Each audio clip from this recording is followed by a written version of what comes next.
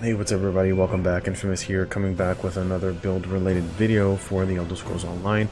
If this is your first time here, be sure to hit the subscribe button so that you don't miss out on future content. And of course, if you enjoy the content, be sure to hit the like button so that the video gets recommended to other people. And I appreciate everybody who does follow, as it helps the channel grow. I appreciate everybody that supports the channel. Thank you very much. I appreciate it. Also, if you're interested, you can check me out on Twitch at Infamous NYC. I do stream pretty regularly. I'll be streaming this weekend on some of the ESO related builds that I have created. And you can check me out right here at Infamous with 2 S's NYC. Link is also in the Battle of the Build page. You can click right here and it'll bring you to my site. Feel free to hit the follow button. I appreciate everybody who comes in and chats with me. Makes it really interesting to do some streaming for you guys so that you can see what the different builds play like. This particular build is going to be for stamina DK. For a long time I ran my medium armor and a heavy armored stamina DK utilizing things like Tava's Blessing. I ran it on a heavy build and added a little bit of well fitted, and I ran this in CP. I also played it in no CP and it played just fine. So I wanted to actually go back to a Dizzy build for the Stamina DK, and I wanted to rework in Tava's Blessing because I know how much ultimate you're going to generate via Tava's. And I was like, you know what? Let me see if I can maybe fine-tune this build for the current patch.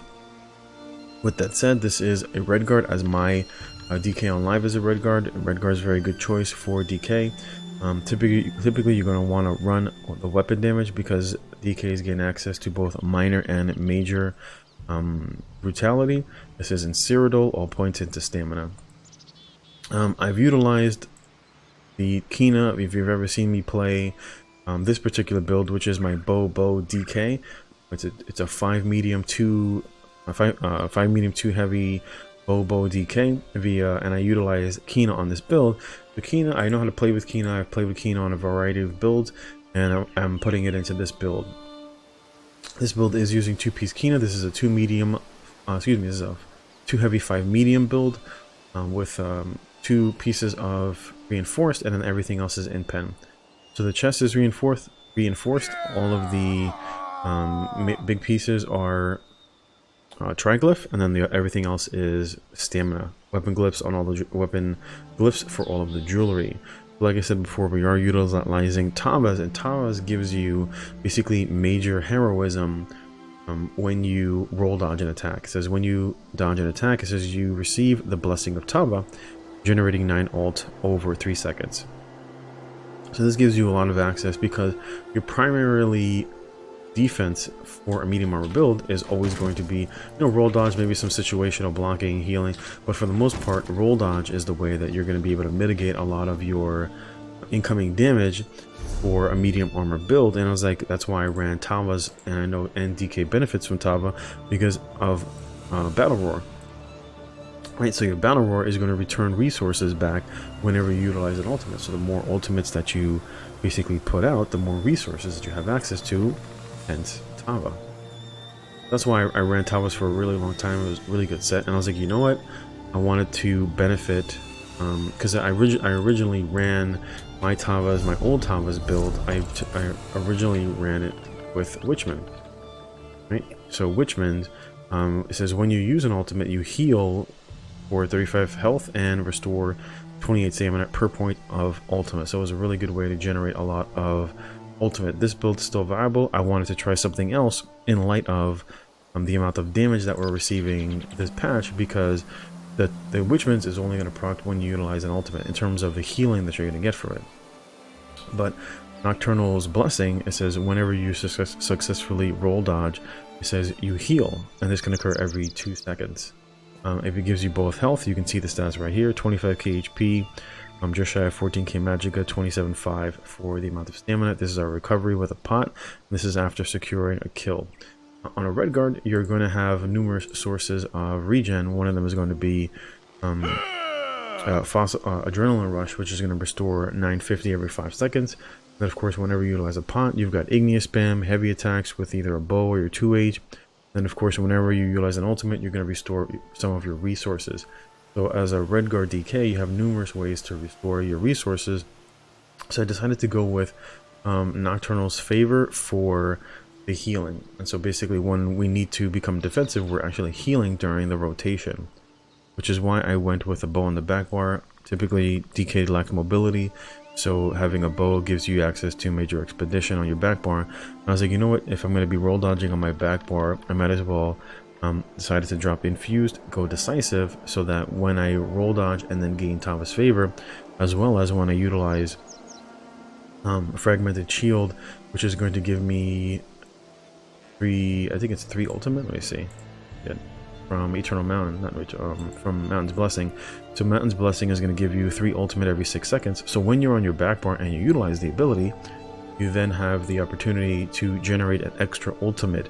And this basically works off of per tick of ultimate. So whenever you generate an ult tick, it gives you a 40% chance to generate another 1.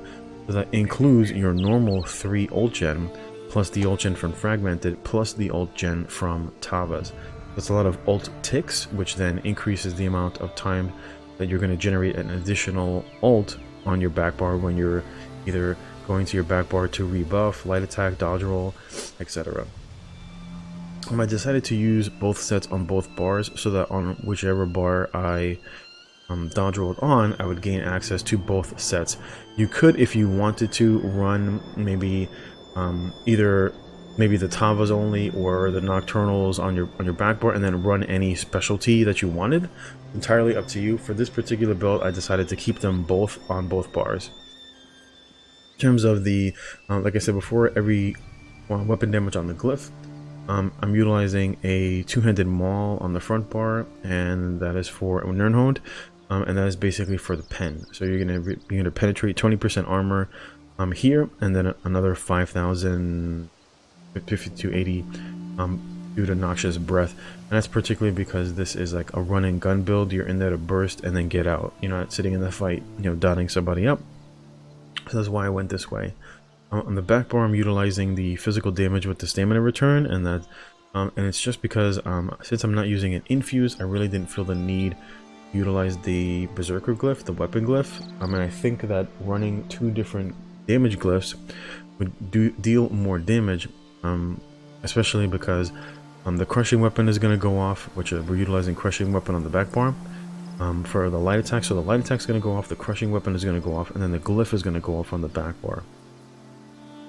That basically doesn't disturb the rotation of proc and Kina, because when you light attack skill and then light attack, it doesn't proc the Kina, so you're in for the double light attack, which is why I decided to go crushing weapon on the back bar, because you're going to crushing weapon then double light attack to proc your Kina, then you can go right into your critical rush and then etc.